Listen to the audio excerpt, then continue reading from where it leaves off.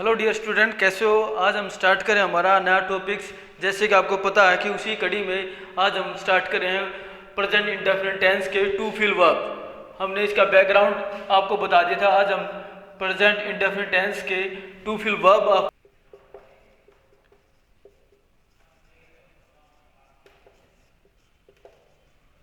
Present indefinite, जैसे कि आपको पता है कि इसको वर्तमान अनिश्चित काल बोलते हैं। जहाँ तक हमने करवाया था इसका बैकग्राउंड मैंने आपको बता दिया था। जो प्रेजेंट इंडेफिनिट होता है वो एक अनिश्चित वर्तमान काल होता है।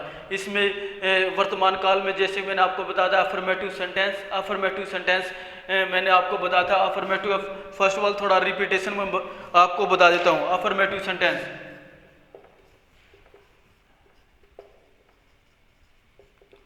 अफर्मेटिव सेंटेंस, अफर्मेटिव टेंस में जो हमने स्ट्रक्चर बताया था मोटा मोटा हम वो आपको बताते हैं। सब्जेक्ट प्लस में V1 प्लस में S या ES प्लस ऑब्जेक्ट। ये तो हमारा था अफर्मेटिव का। नेगेटिव का structure, negative sentence. Negative sentence में बता था बेटा सब्जेक्ट प्लस में डू डज प्लस में V1 प्लस में not one plus not plus object. फिर interrogative sentence, subject do does plus में V1 प्लस ऑब्जेक्ट और बाद में क्वेश्चन मार्क्स। अफर्मेटिव आता है। अफर्मेटिव सेंटेंस क्या होता है? साधारण वाक्य होता है। इसमें सब्जेक्ट होता है और V1 के साथ S या ES लगते हैं और ऑब्जेक्ट होता है। मैंने आपको बताया था कि S या ES कहाँ पर यूज होता है। S का प्रयोग और ES का प्रयोग हम सिंगुलर वर्ब बनाने के लिए करते हैं। क्या बनाने के लिए करते हैं? Singular verb. यदि हम किसी वर्ब को सिंगुलर बनाते हैं तो उसके साथ हम S या ES लगाते हैं। ES मैंने बताया था वर्ब का जो फर्स्ट लेटर है वो क्या मिले? SOH CH SS, ठीक है ना, और Y। ये शब्दों मैंने बताया था। इनके साथ बेटा क्या लगता है? ES लगता है। फिर इसके बाद नेगेटिव में फॉर्मेट सब्जेक्ट होता है डू और डज के साथ डू और डज प्लस में subject plus do does plus not plus में V1 प्लस में ऑब्जेक्ट, ये होता है। जैसे कि he does not write his letter. He does not write his letter. तो सबसे पहले हमने क्या लिया? सब्जेक्ट प्लस में डू डज प्लस में हमने नोट और प्लस में V1 प्लस में ऑब्जेक्ट। तो सबसे इस डू का प्रयोग हम कब करते हैं? डू का प्रयोग प्लूरल के लिए, डज का प्रयोग कब करते हैं? सिंगुलर के लिए। अब इसी कड़ी में आज हम आपको सिखाएंगे फिल वर्ब, कैसे वर्ब को फिल किया जाता है।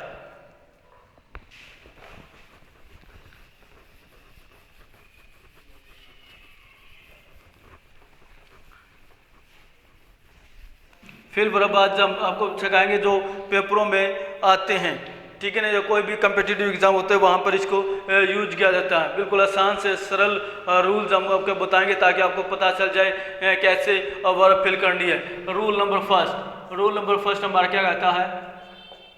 रूल फर्स्ट कहता है हमारा हैबिचुअल एक्शन हो। किसी भी सेंटेंस में हैबिचुअल एक्शन की बात चल रही है बेटा, हैबिचुअल एक्शन।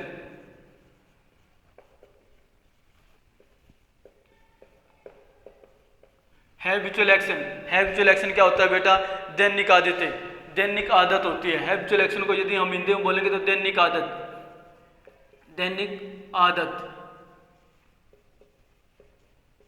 ठीक है बेटा, दैनिक आदत होती है। अब हैबिचुअल एक्शन दैनिक आदत को व्यक्त करने के लिए, दैनिक आदत को हम लिख सकते हैं दैनिक आदत को व्यक्त करने के लिए। दैनिक आदत को व्यक्त करने के लिए यदि वाक्य में क्या कैसे शब्द आ जाए बेटा? यदि वाक्य में ऑलवेज हो, ऑलवेज, ऑलवेज हो, ठीक बेटा, always, never, always, never, seldom,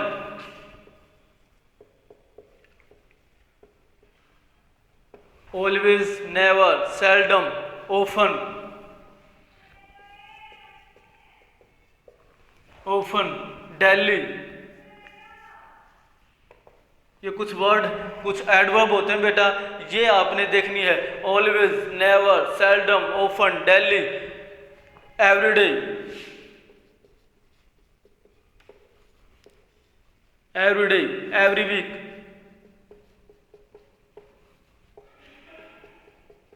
every month,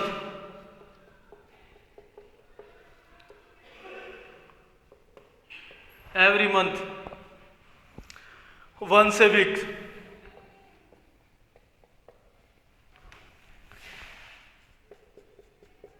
twice a week,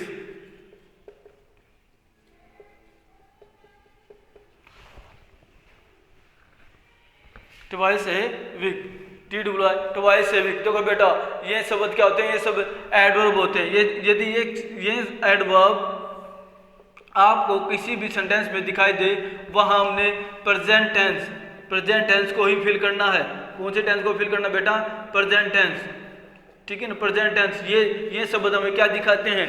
ये शब्द हमें डेली रूटीन दिखाती हैं। क्या दिखाते हैं? Daily routine.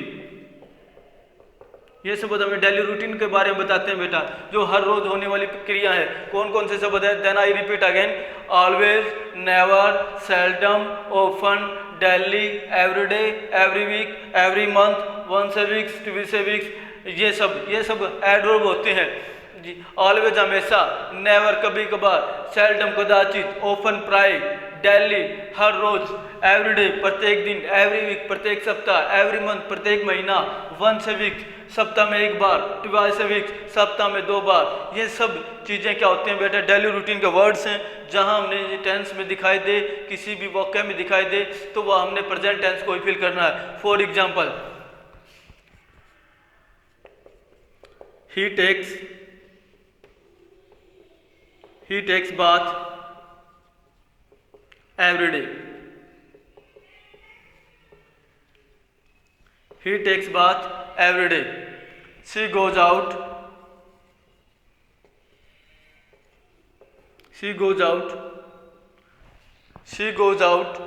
for a walk.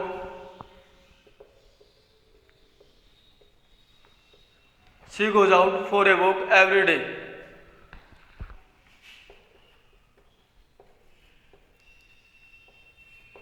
She goes out for a walk every day. He never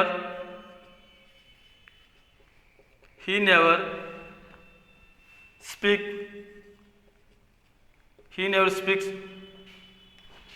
truth. He never speaks the truth.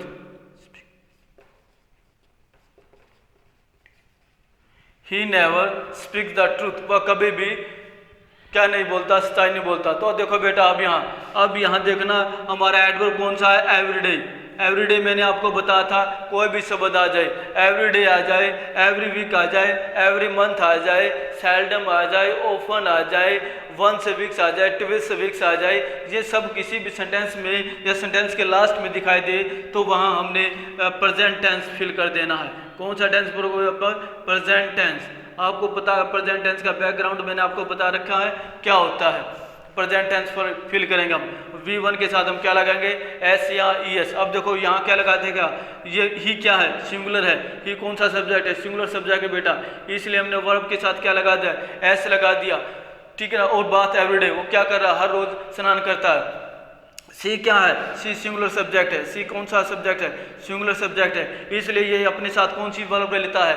Singular he verb लेगा। Singular subject singular verb लेगा, प्लूरल सब्जेक्ट प्लूरल वर्ब लेगा, ठीक है ना। He never, ही यहाँ कौन सा है? सिंगुलर सब्जेक्ट है, इसलिए यहाँ वर्ब कौन सी रहेगी? सिंगुलर ही वर्ब रहेगी। तो ये मेरा फर्स्ट रूल था हैबिचुअल एक्शन। दैनिक आदत को व्यक्त करने के लिए, इन चीज़ों का दैनिक आदत को व्यक्त करने के लिए जब ये चीज़ें आ जाती हैं, कौन कौन सी? Always, never, seldom, often, daily, every day, every weeks, every month, once a weeks, twice a weeks, ये सब क्या होते हैं बेटा, ये सब बताती हैं हमें दैनिक आदत को, हैबिचुअल एक्शन को। अब नेक्स्ट रूल बिल्कुल जनरल ट्रूथ। नेक्स्ट रूल हमें क्या बताएगा, जनरल ट्रूथ के बारे में बताएगा। जनरल ट्रूथ क्या होता है, सामान्य सच्चाई होती है जो यूनिवर्सल फैक्ट के आधार पर होती है। जहाँ यूनिवर्सल फैक्ट होता है वहाँ पर भी हम प्रेजेंट टेंस को ही फिल करेंगे, जनरल ट्रूथ। अगला रूल हमारा रहेगा जनरल ट्रूथ के बारे में।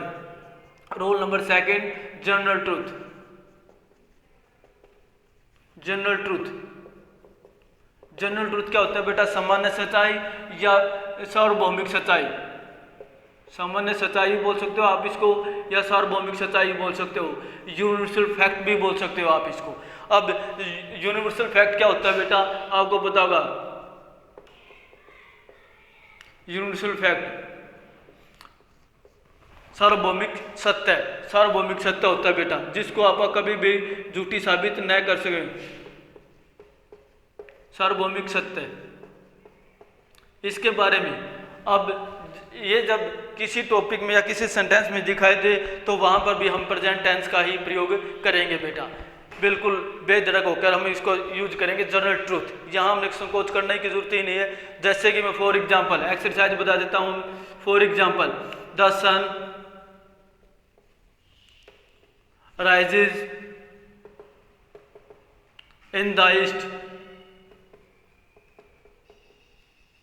The sun rises in the east. The earth moves around the sun.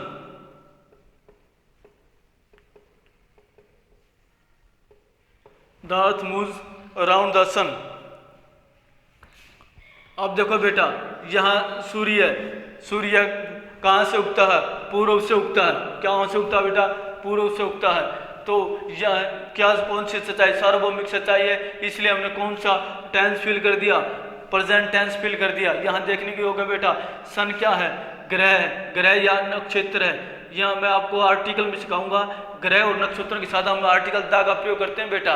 और दिशाओं के नाम, ईस्ट क्या है, दिशाएं हैं। ईस्ट क्या होते हैं बेटा, दिशाएं हैं। और दिशाओं के नाम के साथ भी हम आर्टिकल द का प्रयोग करेंगे। जो हम आर्टिकल को टॉपिक करेंगे तब मैं चीज़ों आपको बताऊंगा। तो इसलिए यहाँ मेरा मेन कहने का तात्पर्य है कि the sun rise in the east, ये सब क्या सार्वभौमिक सच्चाई है, इसलिए हमने यहाँ प्रेजेंट टेंस का प्रयोग किया है। अब the earth moves around the sun, जो पृथ्वी है किसी चारों तरफ चक्कर लगाती है, सूर्य के चारों तरफ चक्कर लगाती है बेटा। तो इसलिए यहाँ जो मूव्स है, यहाँ कौन सा है, सिंगुलर है। मूव कौन सी वर्ब है बेटा, सिंगुलर वर्ब है। यदि मैं आपसे पूछूं सिंगुलर कैसे है, तो आप बता सकते हो सर इसके साथ एस या ई एस लगा हुआ है। और जब किसी भी वर्ब के साथ हम एस या ई एस लगा देते हैं तो वहाँ वर्ब कौन सी बन जाती है, सिंगुलर वर्ब बन जाती है। और यदि किसी भी सेंटेंस के साथ एस या एस ना हो, यदि केवल वर्ब अकेली हो, तो वो कौन सी वर्ब होती है, वो बेटा प्लूरल वर्ब होती है। और प्लूरल वर्ब हमेशा अपने साथ प्लूरल सब्जेक्ट को लेकर आती है, ठीक है ना। प्लूरल सब्जेक्ट जैसे दे है, ठीक है ना, वी है, यू है, ठीक है ना, आई है, ये सब क्या बेटा प्लूरल सब्जेक्ट है। और प्लूरल सब्जेक्ट हमेशा अपने साथ कौन सी वर्ब लेकर आते हैं, प्ले, अर्थात वर्ब की फर्स्ट फॉर्म अर्थात एस या विदाउट एस या एस लेकर आते हैं। तो हमारा ये था हमारा जनरल ट्रूथ। अब जनरल ट्रूथ के बाद हमारा नेक्स्ट जो रूल आता है वो हम आपको बताएंगे। नेक्स्ट रूल होता है हमारा परमानेंट ट्रूथ। परमानेंट ट्रूथ क्या होता है, सत्य सत्य बेटा। Rule of next permanent truth.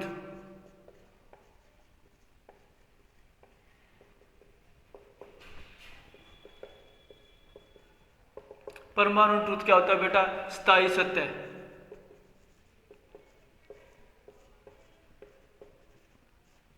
स्थायी सत्य, परमानेंट ट्रूथ क्या होता है बेटा, स्थायी सत्य है। तो इसको जैसे कि मैं बोलूँ स्थायी सत्य क्या होता है, सबसे पहले मैं आपको उसके बारे में बता देता हूँ। स्थायी सत्य क्या होता है बेटा, व्यक्ति विशेष के द्वारा बनाई गई कोई चीज़, या मतलब हम इसको ये भी बोल सकते हैं किसी व्यक्ति के द्वारा निर्माण कोई भी चीज़, निर्माण में आई गई कोई व्यक्ति के द्वारा कोई चीज़ ही स्थायी सत्य होती है बेटा। जैसे कि मैं बोल दूँ Taj Mahal, the Taj Mahal Taj Mahal, the Taj Mahal is in Agra.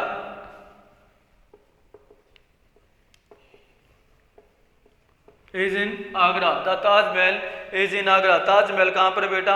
Agra के अंदर है। दिस रोड,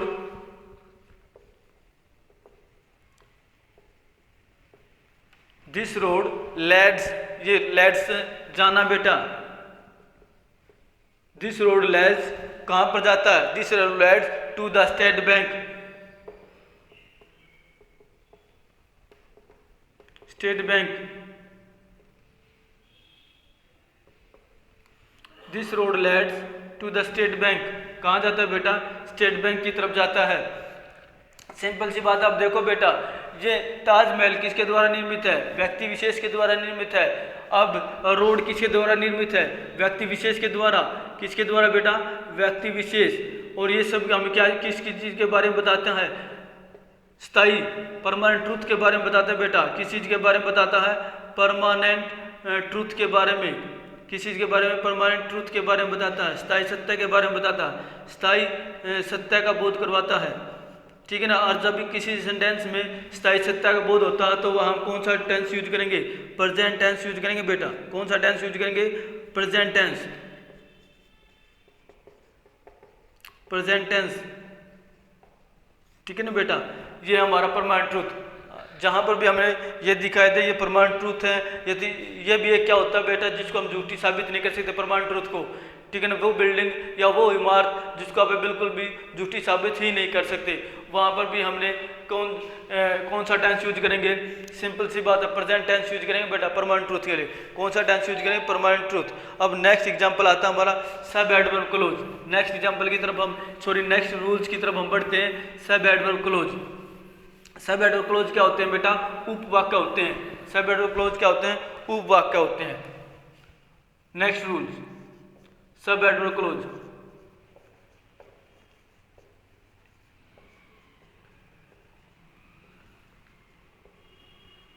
सब एडवर्ब क्लोज क्या होते हैं बेटा? उपवाक्य होते हैं। क्या होते हैं? उपवाक्य।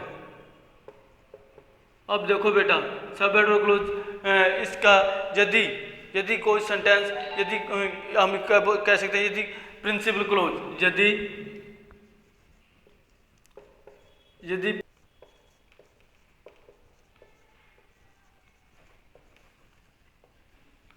यदि प्रिंसिपल क्लोज फ्यूचर टेंस में है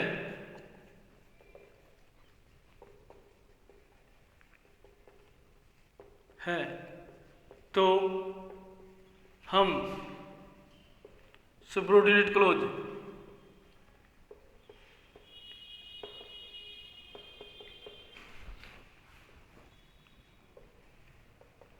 सबऑर्डिनेट क्लोज को, यदि प्रिंसिपल क्लोज का किस में टेंस में? फ्यूचर टेंस में, तो सबऑर्डिनेट क्लोज को हम प्रेजेंट टेंस में बनाते हैं बेटा।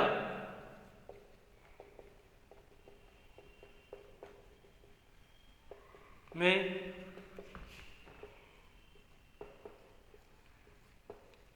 बनाते हैं, अर्थात वहां पर हम प्रेजेंट टेंस का ही प्रयोग करते हैं। जैसे कि फॉर एग्जाम्पल यदि मैं बताऊं, if she works,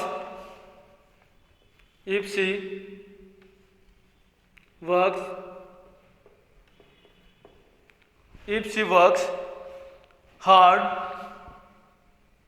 if she work hard, यदि वो सख्त परिश्रम, शी विल पास, तो वो क्या हो जाएगी बेटा? She will pass.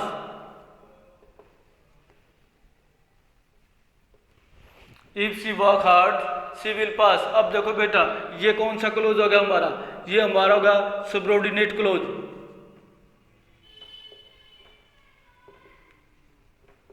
Subordinate close,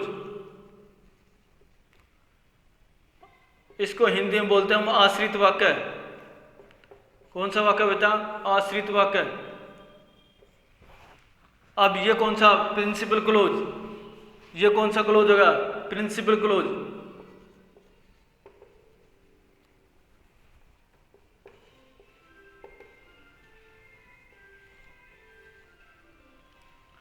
principal close कौन सा वाक्य? मुख्य वाक्य। मुकव्वा वाक्य। अब यही बात मैंने आपको बताई थी, यदि प्रिंसिपल क्लोज बेटा किस टेंस में हो, फ्यूचर टेंस में हो। कौन सा टेंस में होता है हमारा, फ्यूचर में है,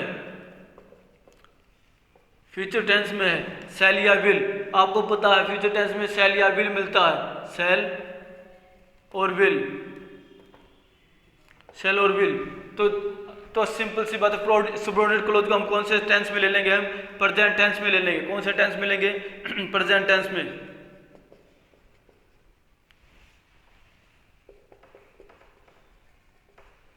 प्रेजेंट टेंस में लेंगे। तो मेरा कहने का तात्पर्य ये है बेटा, जब भी दो उपवाक्य दिखाए दिए आपने और एक उपवाक्य में यदि प्रेजेंट टेंस का प्रयोग स्टार्टिंग में कर रखा है, तो हम लास्ट वाला जो सेंटेंस है बेटा, उसको हम लास्ट वाले सेंटेंस को यदि प्रिंसिपल क्लोज हम बोलते हैं, प्रिंसिपल क्लोज है, तो उसको हम फ्यूचर टेंस में लेंगे। कहने तात्पर्य मेरा यही है कि यदि प्रिंसिपल क्लोज फ्यूचर टेंस में है, तो सबऑर्डिनेट क्लोज किस में आ जाएगा बेटा, प्रेजेंट टेंस में आ जाएगा। ठीक है, ये हमारा रूल था सबऑर्डिनेट क्लोज उपवाक्य। यदि प्रिंसिपल क्लोज फ्यूचर टेंस में है, तो हम सबऑर्डिनेट क्लोज को प्रेजेंट टेंस में ही बनाते हैं। अब नेक्स्ट रूल आता हमारा इंपेरेटिव सेंटेंस बेटा। जैसा कि आपको पता होगा, इंपेरेटिव सेंटेंस आज्ञा सूचक वाक्य होते हैं, आज्ञा का बोध करवाने वाले वाक्य बेटा, आज्ञा सूचक इंपेरेटिव सेंटेंस।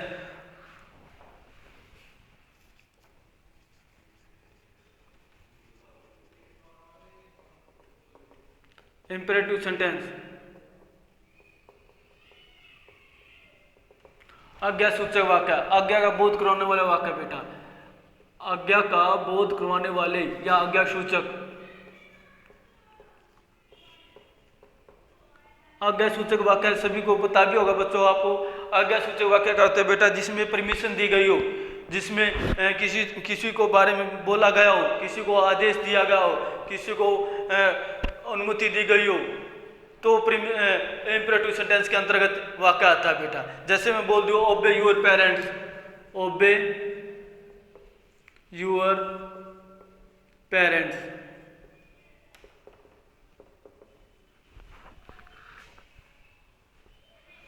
ओबे योर पेरेंट्स, ओबे your parents, always always always speaks, always speak the truth.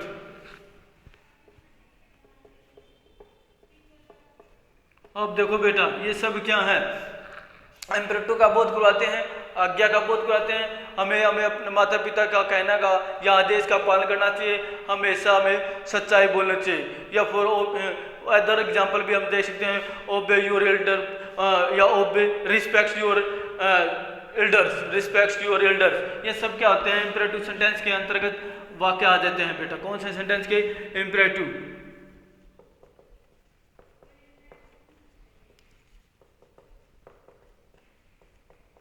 Imperative sentence के अंतर्गत वाक्य आते हैं। तो जब भी किसी भी वाक्य में यदि हमें यह भाव मिले इंपेरेटिव सेंटेंस का, तो वहाँ हमने प्रेजेंट टेंस को ही यूज कर देना है। इंपेरेटिव का भाव अलग से दिखाई देगा किसी भी वाक्य में। तो अब ये इंपेरेटिव सेंटेंस है। अब अगला रूल्स या एक नोट लिखवा देते हैं हम। इंपेरेटिव के बाद एक नोट है, वो आपने अच्छी तरह से नेवर वाला,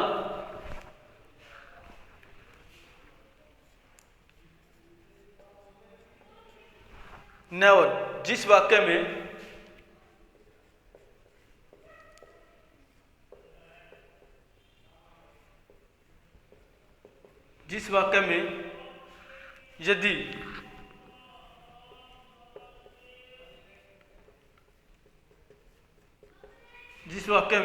यदि नेवर का प्रयोग करते हैं, यदि नेवर का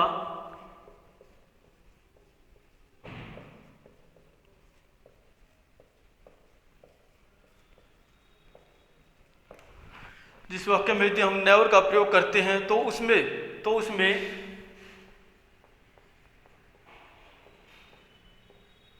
सबसे पहले हम क्या लेंगे, सब्जेक्ट प्लस में, फिर हम क्या लेंगे, never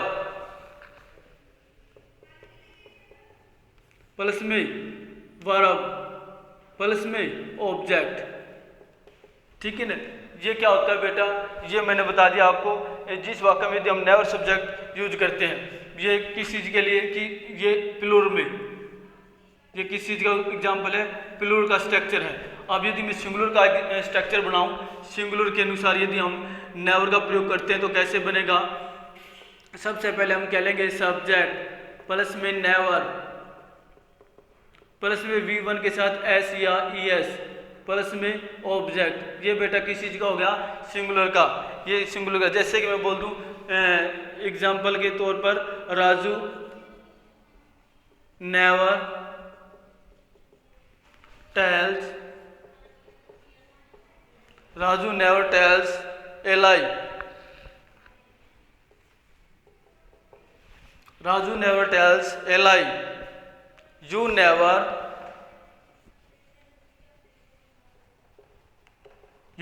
speak, you never speak the truth, you never speak the truth। अब देखो बेटा यहाँ पर, अब राजू क्या है, राजू सिंगुलर सब्जेक्ट है बेटा। राजू कौन सा सब्जेक्ट है, सिंगुलर सब्जेक्ट है, इसलिए हमने नेवर शब्द यूज करते हैं और सिंगुलर के ही अनुसार हम टेंस जो वर्ब होती है वो कौन सी लेते हैं, सिंगुलर वर्ब भी लेंगे। मैंने आपको बताया था यदि सब्जेक्ट सिंगुलर आ गया बेटा तो वर्ब भी सिंगुलर ही लेंगे, और सब्जेक्ट प्लूरल आ गया तो वर्ब भी प्लूरल लेंगे। अब यहाँ सब्जेक्ट क्या है, सिंगुलर है, तो इसलिए वर्ब कौन सी होगी, सिंगुलर, और यहाँ सब्जेक्ट क्या है, प्लूरल है। सब्जेक्ट कौन सा है बेटा, प्लूरल, और इसलिए वर्ब कौन सी लेगा अपने साथ, प्लूरल वर्ब भी लेगा। ठीक है ना। तो मेरे कहने का तात्पर्य यही है, यदि सब्जेक्ट सिंगुलर है तो वर्ब सिंगुलर रहेगी, और सब्जेक्ट प्लूरल है तो वर्ब प्लूरल रहेगी। आपको मैंने ऑलरेडी पहले बता भी रखा है सिंगुलर सब्जेक्ट कौन से होते हैं, प्लूरल सब्जेक्ट क्या होते हैं, जैसे कि he, she, it, any name, any name, ये सब क्या बेटा सिंगुलर हैं, ये सब क्या होते हैं, सिंगुलर सब्जेक्ट है। इसलिए यदि हम इनके साथ वर्ब कौन सी यूज करेंगे, सिंगुलर वर्ब, हम इनके साथ क्या कौन सी यूज करेंगे, सिंगुलर, और सिंगुलर वर्ब बनाने के लिए क्या यूज करेंगे, हम इसके साथ एस या ईएस लगाएंगे। ठीक है ना। मैंने ईएस कब लगाते हैं और एस कब लगाते हैं मैंने आपको वीडियो में बता रखा है कि यदि वर्ब का फर्स्ट लेटर एस है, ओ है, एच है, सी है, सी एच है, डबल एस है, जब ये शब्द आ जाते हैं तो वहां हमने ईएस का प्रयोग करना है। अब यदि सब्जेक्ट प्लूरल है, प्लूरल जैसे कि आई, वी, यू, दे, ये सब क्या है बेटा प्लूरल है, तो इसके लिए हम वर्ब भी कौन सी रहेगी, प्लूरल ही रहेगी। वर्ब कौन सी रहेगी, प्लूरल, अर्थात V1 नॉट यूज एस या ईएस। बेटा क्लियर, ये हमारा नेवर का स्ट्रक्चर था। कौन सा था बेटा, ये नेवर के बारे में हमें आपको बता था। अब एक नोट्स और लिखते हैं इसके बारे में, एक रूल और बनेगा, नोट ध्यान रखना आपने।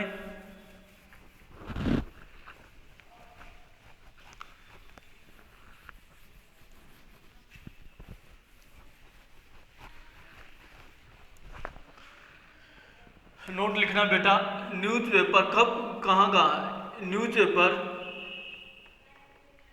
न्यूज़पेपर, न्यूज़पेपर हो बेटा, न्यूज़पेपर की जितनी भी हेडलाइंस आ जाए,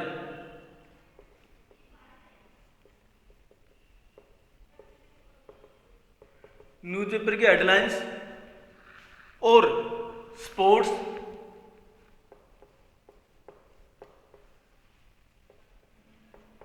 स्पोर्ट्स, न्यूज़पेपर की हेडलाइंस हो और स्पोर्ट्स हो, ठीक है ना, और कमेंट्री हो, और स्पोर्ट्स कमेंट्री,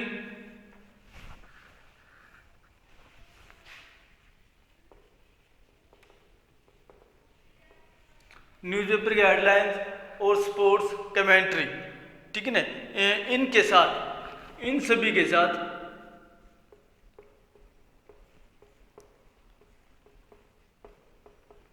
हम present simple, present simple tense का प्रयोग करते हैं।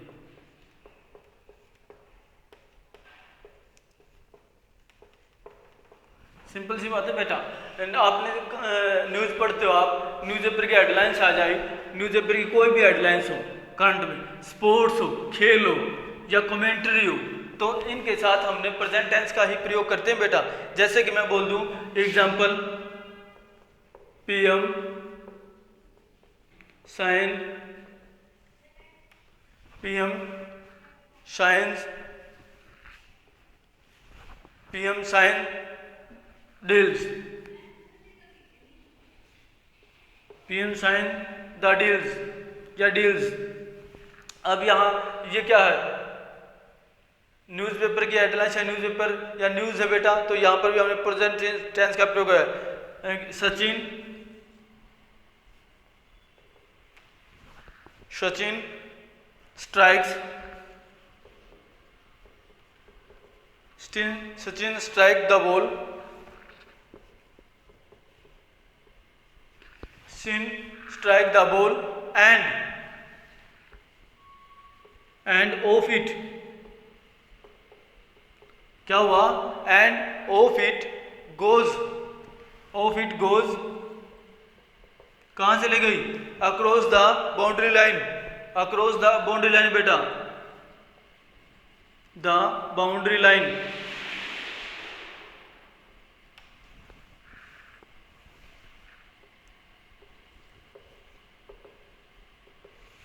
Sachin strike the ball and off it it goes across the boundary line. अब देखो बेटा ये सब ये मैंने दो एग्जाम्पल आपको दिए हैं, ये किस चीज़ को प्रतीक है, पहले वाला न्यूज़ को बताता है, पहले वाला किस चीज़ को बताता है, न्यूज़ को, अर्थात न्यूज़ को बताता है।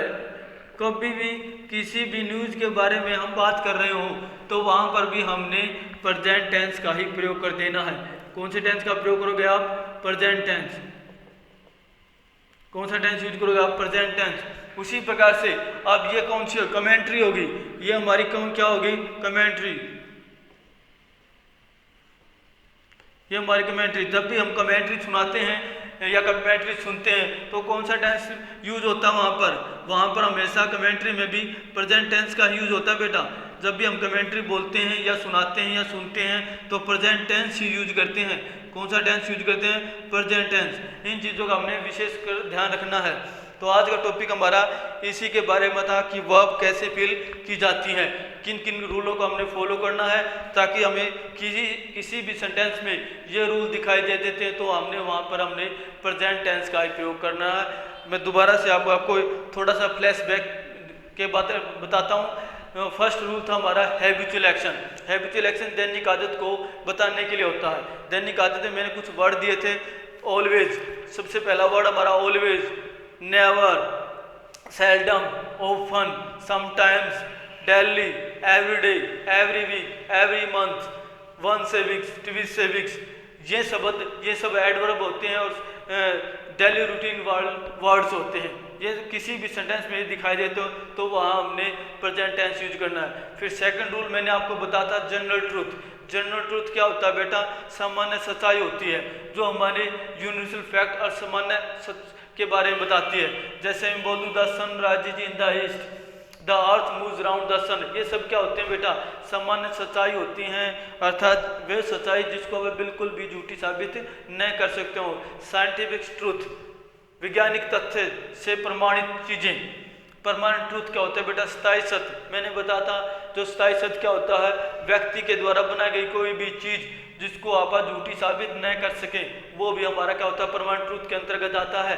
Taj Mahal is in Agra, red fort is in Delhi, ठीक है ना, ये सब। अब इसके बाद इंपेरेटिव सेंटेंस। इंपेरेटिव सेंटेंस किसके बारे में बताता है बेटा, आज्ञा सूचक वाक्य के बारे में बताता है। ओबे your parents, always speak the truth, ये सब क्या होते हैं बेटा, इंपेरेटिव के बारे में बताते हैं। तब भी हमने वहाँ कौन सा टेंस यूज करना है, प्रेजेंट टेंस यूज करना है। फिर इसके बारे में एक छोटा सा नोट लिखवा था मैंने, जिस वाक्य में यदि नेवर हो, जिस वाक्य में यदि नेवर हो और सब्जेक्ट सिंगुलर हो तो हमने वहाँ V1 के साथ SAIS लगाना है, और सब्जेक्ट प्लूरल है और विद नेवर है तो हमने केवल वर्ब की फर्स्ट फॉर्म ही यूज करनी है।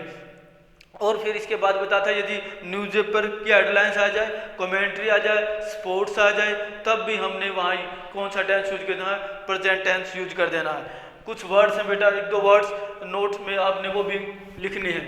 कौन से शब्द हैं जो नेगेटिव वर्ड बोलते हैं, वो भी शब्द यदि हमारे कहीं दिखाई दे तो हमने उनके साथ प्रेजेंट टेंस का ही प्रयोग करना है। कौन से वर्ड्स नोट कर लो, ये सब नेगेटिव सब्जेक्ट हैं, नेगेटिव वर्ड हैं। पहला रेयरली, रेयरली क्या होता है बेटा, कभी कभार। रेयरली क्या होता है, कभी कभार। इन शब्दों का ध्यान रखना बेटा आपने। रेयरली, स्कर्ली, स्कर्ली क्या होता है बेटा, शायद ही। स्कर्ली क्या होता है, शायद ही।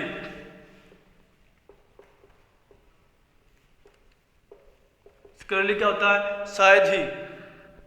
हार्डली,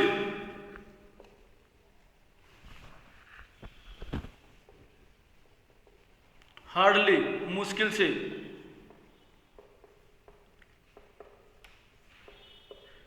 ये सब क्या होते हैं बेटा, नेगेटिव वर्ड होते हैं, इनको हम बोलते हैं नेगेटिव वर्ड। Negative word. और जहां ये दिखाई दे वहां हमने प्रेजेंट टेंस का यूज कर देना है। कौन सा टेंस यूज करोगे आप, प्रेजेंट टेंस। ये लास्ट का ही छोटा सा एग्जांपल था, छोटे से वर्ड थे, ये आपने ध्यान रखना। रेयरली आ जाए, स्कॉर्ली आ जाए, हार्डली आ जाए, तो वहां हमने प्रेजेंट टेंस को यूज कर देना है। तो आज का हमारा टॉपिक यही था। थैंक्स, और कल नए टॉपिक के साथ हम मिलते हैं।